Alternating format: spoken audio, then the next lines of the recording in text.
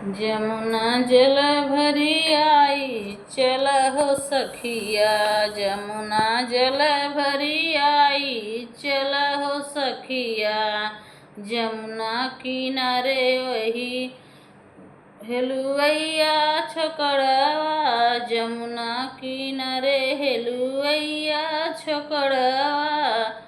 चला हो सखिया बर्फी मोल कई आई, चला हो सखिया बर्फी मोल कई आई, चला हो सखिया। जमुना जल भरी आई चला हो सखिया, जमुना जल भरी आई चला हो सखिया।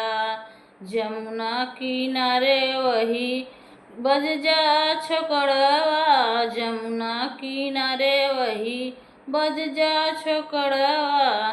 चला हो सखिया चुनरी मोल कई आई, चला हो सखिया चुनरी मोल कई आई, चला हो सखिया। जमुना जल भरी आई चला हो सखिया, जमुना जल भरी आई चला हो सखिया।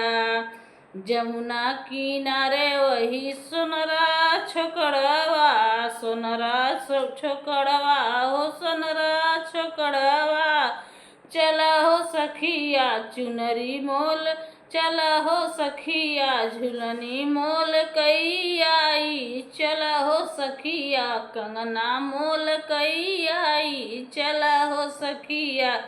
जमुना जल भरी आई चला हो सखिया, जमुना जल भरी आई चला हो सखिया।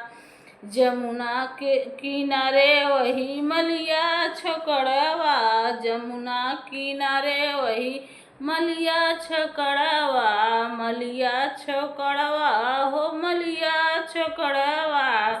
चला हो सखिया गजला मोल कई आई, चला हो सखिया गजला मोल कई आई, चला हो सखिया। जमुना जल भरी आई चला हो सखिया, जमुना जल भरी आई चला हो सखिया। जमुना जल भरी आई चला हो सखिया।